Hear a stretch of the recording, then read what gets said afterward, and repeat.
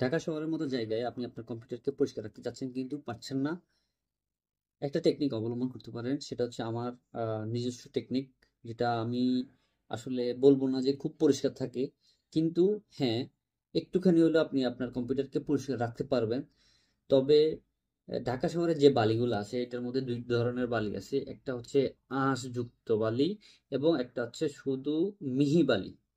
আমরা যেরকম আহ উম, গুঁড়িগুলা ইউজ করি, ওই গুঁড়ির মতো একটা বালি আছে, আর একটা আছে আঁশ জাতীয় বালি। তো আঁশ জাতীয় বালিগুলোকে আপনি আপনার একটা নেটের মাধ্যমে কম্পিউটারকে ভালো রাখতে পারেন। চলুন আসে দেখি আমরা কিভাবে আমি আমার কম্পিউটারকে ভালো রেখেছি।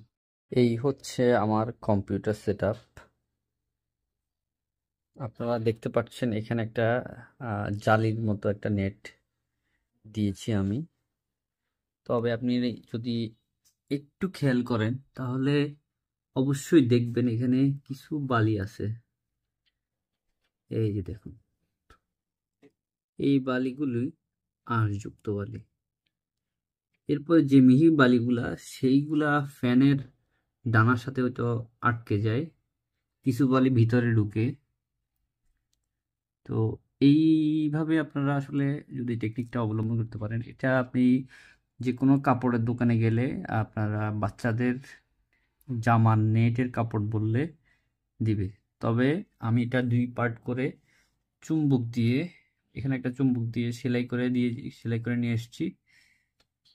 তো এখানেও এরকম ভাবে যখন পরিষ্কার করার জন্য দরকার হবে আপনারা শুধু টান দিয়ে খুলে নেবেন। এই হচ্ছে সেই টেকনিক যেটা একটু পরিমাণে হলেও আপনার বালি থেকে আপনার কম্পিউটারকে রক্ষা করবে। আমি বলতেছি না যে খুবই পরিষ্কার পরিচ্ছন্ন থাকবে, এরকম ভাবে আপনারা লাগাই দিবেন।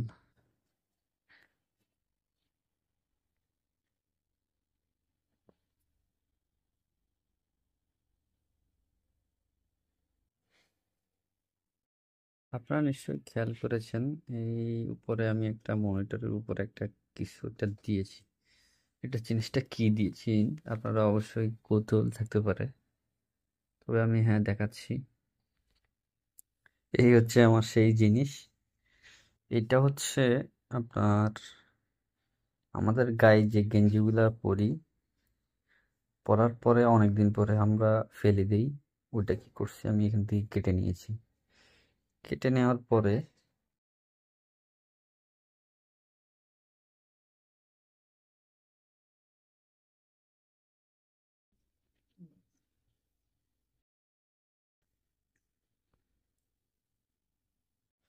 পুরো এই অংশটুকু ঢাকা থাকে, কোনো প্রবলেম হয় না।